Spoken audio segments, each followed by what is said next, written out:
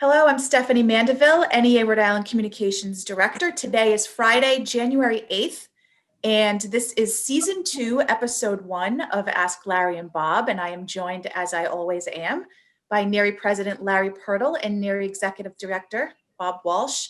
Gentlemen, happy 2021. Happy New Year. Is it really? But let's start Happy New Year anyway. New year, same as the old year, really, is where we're at. Seems like we're into 6 months into it already. Yeah, this week has been a year in and of itself. We have a lot to talk about, and each one of these topics, honestly, we could do an hour on each, or a few hours on each one, but we'll try and keep it tight. Obviously, the first thing we need to talk about is the attack on the Capitol, and there are many components to this and avenues to explore. One being the president inciting an insurrection, putting Congress and our American democracy at risk. There is the racial inequity issue, which anyone with eyeballs paying attention would see that. And there's the clear security and intel lapse that was very evident. That building was a joint session of Congress. You had the current vice president in the building and the incoming vice president in the building, and that is sobering to think about. So knowing that there's all of that, you guys can sort of take a free reign of what you want to discuss, but scary day. It was a very scary day. I think that to keep it tight, we stand with our federal delegation in calling for the immediate removal of Donald Trump from president, even though he's only got a few weeks left. I don't think that's going to happen, but it should happen because he has shown he was unfit to serve this entire time. We stand with our national organization. NEA put out a statement outlining similar principles. We stand with those who are shocked and horrified that this could happen. You cannot talk about this incident without talking about the very different response that occurred when there was the Black Lives Matter protest in Washington. So there's a lot of reflection on the inherent racism and the two different responses that occurred. There's a lot of reflection on the lapses in security. This is something that's going to have to be thoroughly investigated, and we're going to have to find out exactly what happened. It was a very scary moment for democracy, and it finally, hopefully, showed the people who have been enabling Donald Trump for the last 4 years his true colors. And if any of those people are still standing with him, I question their intelligence, I question their humanity, and I question their patriotism. And the burden is on them to speak up loud and strong. This isn't about the underlying politics and a difference in ideological issues. This is about unfit to command, and they need to say it, and they need to say it loud and strong, or their judgment will be will be under scrutiny forever, and they themselves will be unfit to serve in elected office in our country. Larry. I think to see the president, members of his family, and his supporters actually celebrating while they were watching this, we've seen those videos, just underlies how dangerous this individual is, and the people who have just perpetuated his lies. And that's a major part of the problem here. He has lied and lied, his supporters have lied, and people have believed it, and it led us to this moment. And the fact that he was banned basically from social media, yet still controls the nuclear codes, is scary for the next 12 days. And you touched on, Stephanie, and Bob mentioned, it would have been a much different outcome if the people who stormed the Capitol were of a different color.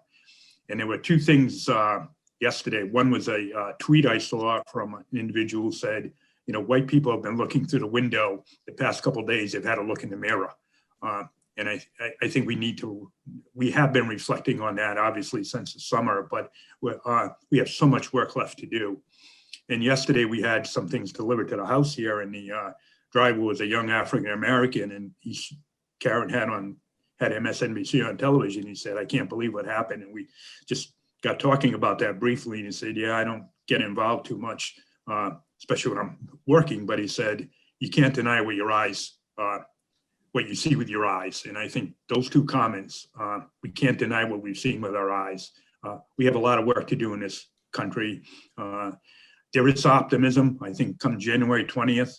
And I think with the election of the two senators in Georgia, but as Bob said, those Republicans in Congress who continue to stand with him should be removed and should never be able to run for office again, because they have perpetuated the loss of life and they've stood behind us. And never mind the fact that we're losing now over 3,000 people a day with COVID and not even talking about it. So it was a terrible day in our history. The Capitol's only been overrun one other time. And as I tweeted out the other day, in that case, the then president was fighting against that. In this case, the president was welcoming them with open arms. And that's a real disgrace. It is. And seeing the Confederate flag inside the Capitol was heartbreaking. And, you know, the president he's told us every step of the way. He's been very clear. He has told us what to expect. And the latest video of his ended with him saying, this is just the beginning. And I think we have to really hear him now. You know, he's been quite clear. So there is a lot of work to do. I want to say one thing, watching a lot of the footage, I want to say a thank you to the journalists who were on site there. I think it was New York Times reporter whose cameras were smashed. She thought she was going to be killed. And so just a moment to say, you know, much of the footage that we're seeing is, you know, some of it's taken by the insurrectionists, yes, but some of it is the journalists who put their lives at risk to make sure we were seeing and hearing what was happening. Very important point. Yeah. So I think it could have been worse, and glad it wasn't. Well, I suppose your segue then is, who would want to go down to Washington time like this? Yes. Well, let's do that. If my barking dog, we have the FedEx man who has just arrived. So sorry about that. Yes. So Governor Raimondo goes to Washington. For commerce. I want to get your thoughts on that. And also Marty Walsh as labor secretary. And I guess we roll in Miguel Cardona, Connecticut. So we've got a big chunk of the 95 corridor heading down to DC to work. You know, Bob, why don't you take us to the national implications of that and what that means for us as a union, what that means for us as Rhode Islanders, and then we'll drill down further from there. Sure. I'm guessing you're going to mute so we don't hear a barking dog in the meantime. But that's fine because we are a family-friendly show for the most part.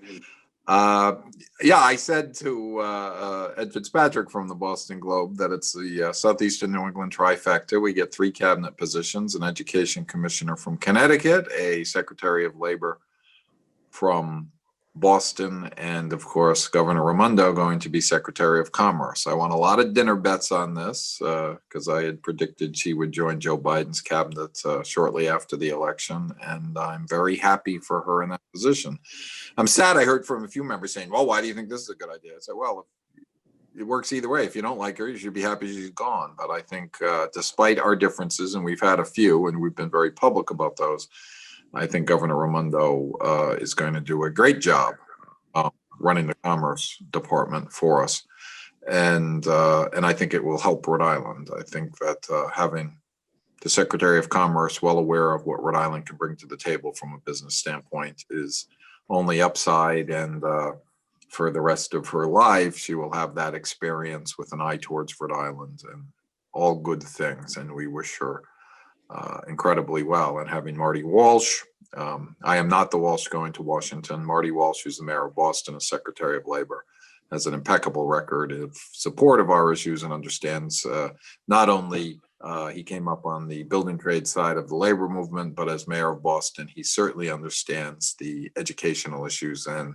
the public sector union issues to the extent they overlap with the position.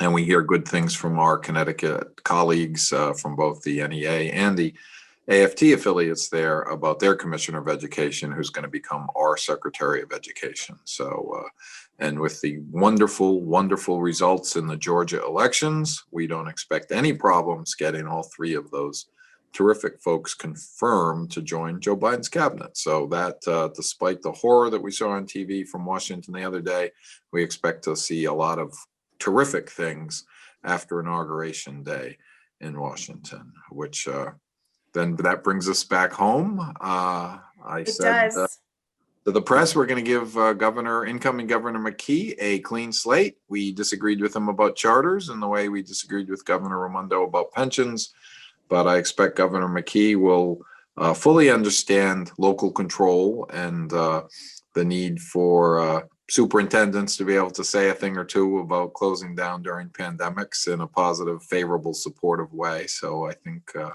he's got his work cut out for him. And since Larry's domain is education, because he's on our Board of Ed, maybe he can take it from there. Yeah, and just quickly about the three candidates for New England going to DC, I think all three are going to be terrific. Marty Walsh, one of his first tweets was about how unions and workers made this country, and I'll always have his support. So I think, right there, and of course, our governor, Raimondo, working with the business community. And as Bob said, we do hear good things about the education commissioner. I am a little concerned that with everything going on with COVID and the vaccines and in-person and distance learning, there's going to be a little gap here as Governor Raimondo goes to Washington and Governor McKee takes over. And this is where the Commissioner of Education has to step up. And, it's the last few months we have not had a relationship with her as we've been pushing back on in-person. I certainly worked with her last spring and summer as we went through this to get ready. But the minute we pushed back, that relationship kind of soured. And Larry, sorry to interrupt you. How does that compare with commissioners of the past? I mean, what were your relationships like? Well, the relationship with Gist was obviously not good, but to her Gist's credit, she and I met once a month.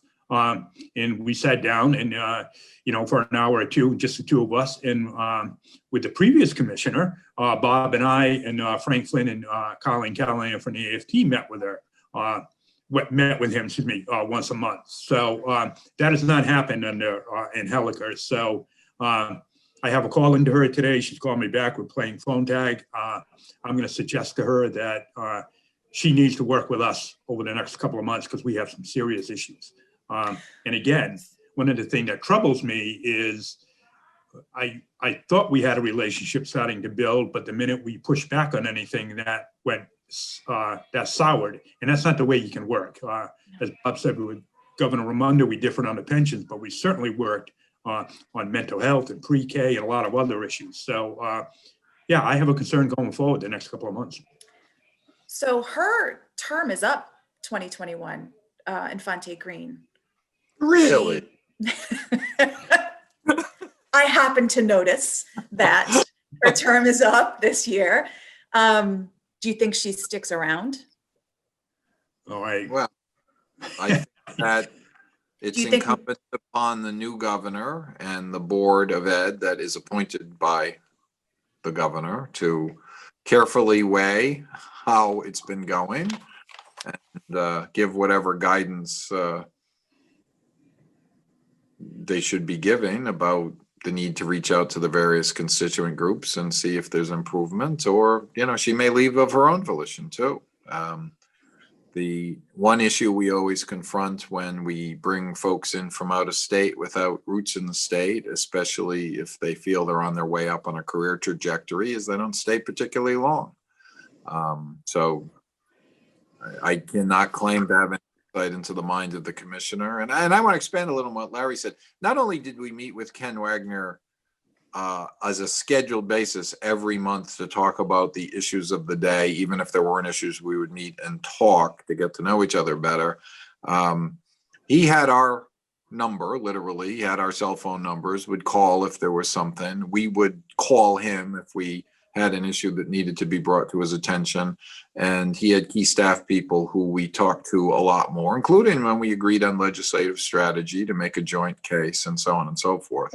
So not only we had the one meeting as the group of the four of us, including Frank and Colleen with the commissioner when she first started. There's not a lot of communication. There's almost virtually no communication. And, you know, we are to be seen and not heard, and they're probably happy if they don't see us as well. So. All right. Well, we didn't even talk about the General Assembly, which, you know, there's lots of new leadership there. You want to just do a quick hit on some highlights or expectations for this coming session? Well, it's always a difficult session when you're in a pandemic, and we do believe that with President Biden coming in, there will be additional federal money to help navigate the budgetary issues that are with it. We have a great relationship, as we always have, with the returning Senate leadership. We're excited about Joe Shikarchi and Chris Blazajewski as the new leaders of the House. We're excited that Ray Simone from Jack Reed's staff will be the Speaker's chief of staff, at least to get him through the session, and then we'll see what comes after that. We've known Speaker Shikarchi. I have anyway, since he was a Tsongas delegate back in the early. Oh yeah. I've known Ray Simone for the same amount of time, and of course Chris Blazajewski is a Cumberland High School graduate and had relatives that worked in the school system, and his wife's a teacher. So we think all good things. There'll be some shuffling in the leadership positions in the House and the Senate, and we have a lot of friends who we have supported in the past and are supportive of our goals and objectives for public education. We're excited about that. We hear the House is going to divide the HEW committee into education and health and welfare as separate committees. Or Health and Human Services as separate committees, which will look like the Senate model. And we know people are making their choices as we speak about where they're going to land. And it's going to be tough for them. It's navigating COVID, but we're looking forward to a productive session. And a busy one, sounds like. And a busy one.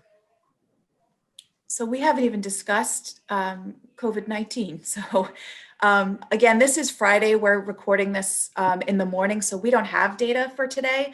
So yesterday's data, 1,155 new positives with a 6.1% positivity rate and 18,960 tests as of Wednesday, 397 hospitalizations, and for vaccines, 1,100 people have received their second dose of the vaccine, and about 28,600 first doses have been administered.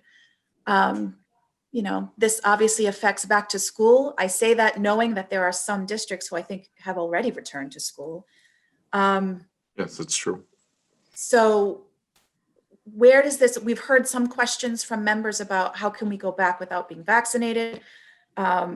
There's in-school testing programs that we can talk about. So again, I'm going to let you guys kind of take it where you want to take it, but we're still in a pandemic. There's a lot going on, and we are still in the throes of this with holiday numbers that have yet to spike us, I'm sure. So what are your thoughts?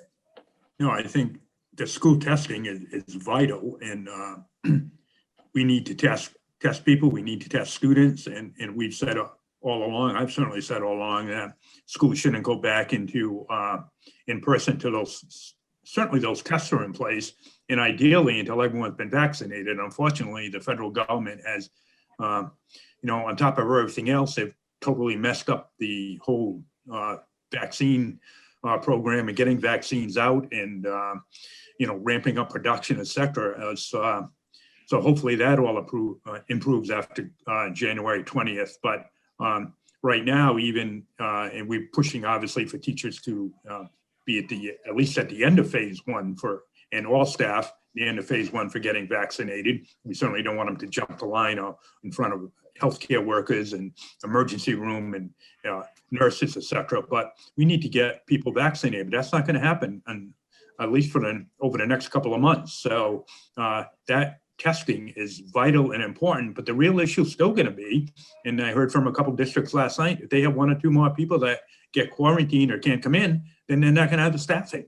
So that staffing issue continues to be a problem. And now with the second strain of COVID, and then the third strain coming out of, I believe, Africa, South Africa, we know it spreads in children and students. So this is not getting any better. And with everything going on, it's almost like it's pushed to the back page, but it can't be. We're losing over 3,000 people nationally, 6% rated or higher in Rhode Island. Hospitals basically overflowing. It can't take regular patients for non-COVID related issues. So we have to be very careful going forward. And as we've said for the past 9 months, health and safety has to come first.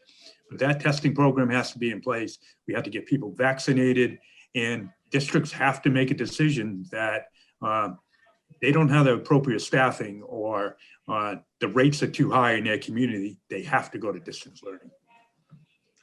Yeah, this is one of the situations, phenomenally frustrating situations, where the people who seem to be personally maddest at us, are the ones we agree with the most. And I understand the level of frustration that brings that about. It's very reminiscent of the pension situation too. We do not control whether the schools are open or not. Personally, I have agreed with the folks who said, let's go to full distance learning. Not all our members agree with that position, especially in the districts that seem to be handling this very well. I hear from those members, just like I hear from those of you who think that any position but the one you hold is the only right position. So everyone's going to need to take a breath on that. And if you hear the frustration on your voice, you are correctly hearing the frustration in our voice. Larry correctly points out both issues. One, if we do not have the staff to safely staff the schools should not be open. The reason we do not have the staff in many places to safely staff the schools is the combination of folks who have coronavirus or have been exposed to it or quarantining. If you can't get substitutes, if you have to break up pods that would allow for distancing, it can't work. So in those situations, local control suggests superintendents should make this call, as many of them have done, and stay in full distance learning. Where we disagree, and I did multiple interviews of this before Christmas on many different forums, and where we disagree with Dr. Alexander Scott and many of the other physicians, although we say some of them are misquoted, we do not think that it is particularly safe and folks are immune from transmission from students who may be asymptomatic that have it. And as much data points to, if you do all the proper protocols, it's safe, there's data that suggests it's a problem. And what I have clarified whenever they quote any of the experts at us, I say usually they use the qualifier, when community transmission rates are low, you can safely open the schools. That is more or less correct. When community transmission rates are low, if you have all the proper protocols in place, distancing, masks, ventilation, et cetera, you can generally safely open. We do not have a situation where community transmission is low in most of our communities. So the personal opinion is, out of an abundance of caution, distance learning is best. And a lot of people object to that. A lot of people either quietly object to it, or we hear from them, and we'll hear from them after the show if they watch it. Now, on the vaccine issue, it doesn't really matter if we are the last tier of phase 1 or the first tier of phase 2, but we're pushing for the recognition that we be the last tier of phase 1. We are not going to get teachers and education support professionals vaccinated as a whole before frontline nurses, doctors, first responders, senior citizens, and folks who live in congregate care settings, nor should we. There has to be some level of prioritization, and we are in general agreement with the level of prioritization that has been done. We have asked the governor's office to start scheduling teachers and education support professionals now so they can sweep in right after those first tiers of the first phase are vaccinated and can jump in as needed when there's extra vaccine and no one else standing in the line. So not one vaccination is wasted. That said, I hear from a few people, oh, so-and-so got the vaccine and they shouldn't have. Check the facts before you make those accusations. If you are, for instance, a custodian working in a clinic that's school-based, that's actually providing vaccinations, you are also entitled to get vaccinated for your own safety and protection. If you are one of the folks who got one of those emails saying, use my code and get vaccinated, do not do that. You are breaking the law. You will go to jail. Ironically, you'll get vaccinated if you're in jail because it gets treated in congregate care setting. Do not do that. This is not, I know a guy insider trading. That is unfair. And if you're getting it when someone else should, they could suffer greatly or even die as a result. So this is the harsh warning part of this message. We will get through this. We want more. If I wish we had 1 million vaccinations ready to go and we could get the whole state vaccinated as quickly as possible, because we are smart, clever folks. And if we had those vaccinations ready, we would find a way to get everyone vaccinated. But we're going to deal with it as the vaccines come in with the level of priorities that have been outlined. And we think teachers and education support professionals should be drafting in at the end of the first phase. And we have been very vocal in advocating for that. So that hopefully comprehensively covers that topic. And it also brings up the issue that NEA is joining with SEIU, AFSCME, and the AFT on Tuesday of next week, which is, I believe, January 12th, at 6 p.m. to do a town hall on vaccinations. We'll have that information up on our website on Monday. So if you're interested in that, because frankly, not only in Rhode Island, but around the country, there are some people who are hesitant to get the vaccine. And that's not going to help if people don't get it. And that includes our members who are hesitant. I understand certainly why people of color and other groups might be hesitant based on history and so forth. But needs to be safe. People need to be educated, and we need to get people vaccinated. So that will be on Tuesday at 6 p.m. And finally, on that topic, there has been some confusion that the school-based testing sites are not the same as the school-based vaccination sites. One of the commitments the governor made is to make testing available on the vast majority of school sites so that teachers and students who are willing can be tested on a regular basis. Take advantage of those opportunities, get tested as many times as they're willing to give you the test, because that's the way we're going to continue to make the schools safer until everyone is vaccinated. We'll be able to immediately identify potential problems and at least shut down on a case-by-case basis. And that's phenomenally important too. So every district has in-school testing, with the exception of Lincoln and Situate. Steph Machado from Channel 12 has a piece on that, and I will post the link to that story so people can follow along. Larry, you mentioned the NEA webinar that's coming up next week. I'll do an email out to all members that will have all of this information. I do want to highlight for folks the Winter Bargaining Conference, which is January 23rd. If you're on the negotiating team for your local, that is a don't miss. We're also, check out our PD program page on our website. There are some new things up there, and will be more new things. I've gotten some emails of some new programs that we're offering. And remember self-care and emotional support for yourself. We talk a lot about students, which is obviously paramount and important. But especially after weeks like this week that we've had, which is, a bombardment of news and information and emotion. Don't forget to take care of yourself. There are even some PD opportunities for you that center on that. So take advantage of that. I noticed also that PBS is running their It's Okay to Not Be Okay. I would tune into that as well. That's really all we have. Before we close, though, I do want to take just a moment to talk about a friend of ours that we have known for years and years and years, Bill Rappley, reporter for Channel 10 for many, many years, and then for PBS, passed away this week. so sadly. And I just wanted to take a moment to recognize that he is, he was a fixture for folks that weren't in the business and just watched his face and his reporting. He was, a professional first and foremost. He asked the questions, but he was fun. Rapp was fun. And I, for myself, I've known him for many, many years in the many iterations of my career. And there's story upon story. But I just wanted to take a moment to say, my heart is broken that he's gone. He leaves he leaves an empty space in our news landscape here. And so my thoughts and my prayers are with his family, his friends and his colleagues. I know you guys will. I think the last time I saw Rapp was in your office, Larry, for an interview. So. Yeah, he just, and both Bob and I have known him for an awful long time, and Bob certainly did a lot of interviews with him, as I did.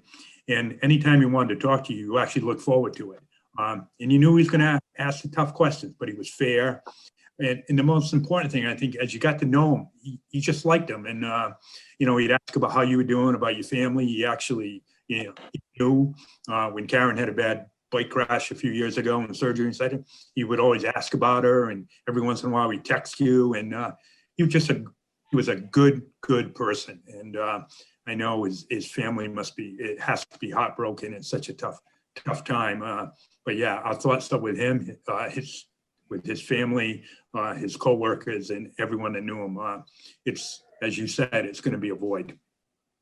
Yeah, as Larry said, and Steph said, I knew Bill Willard Rapley for a very long time. He used to joke that his brother was the smarter one. His brother predeceased him, Charles Rapley, who wrote a book about the history of Providence, among many other books. But Bill, people may not know, Channel 10's offices are very close to our offices. So Larry and I would literally run into him from time to time out to lunch, and we'd sit together and talk politics at lunch. But often he would call and just want to talk about whatever political issues were of the day. And then I'd realize that whether I knew anything about them or not, I realized a little into the conversation. I said, wait, do you need a story? He said, well, if you're available. So we'd shoot over back when they still had separate cameramen before they had to carry their own cameras. And he said, well, if we could do 3 minutes, we need something to do back up for the story. So I got more than my fair share of Channel 10 appearances because of friendship with Bill and our geographic location. And I'm just heartbroken. He was starting a new gig over at the Rhode Island PBS, where he was going to have the chance to do long form journalistic stories in depth, the way he started out his career. And I'm just heartbroken that he won't have the opportunity to be with us for a very long time to come, talking about what's going on in the world, which was that and hockey were his favorite things to talk about. He used to just pop in at the Democratic Party, and I remember sitting with short pants. Anybody who knows short pants knows what I'm talking about. And he would just walk in and say, there's got to be a story here. What are you guys working on? And he would ended up making it a great story. It's about delegate selection for the Democratic convention. And that was just him. He was extremely professional. He dug into stories, asked the questions, and he was damn fun too. So he will be missed. I think that's it for today. It's a busy week, everyone. Take care of yourselves. Thank you for joining us in the first of our 2021 episodes. There's going to be a lot to talk about this year, as there was last year. And thank you all for everything you do. I realize how difficult it is, and this has been a difficult week, but carry on. Thank you, gentlemen. Thank you. Thanks, Steph.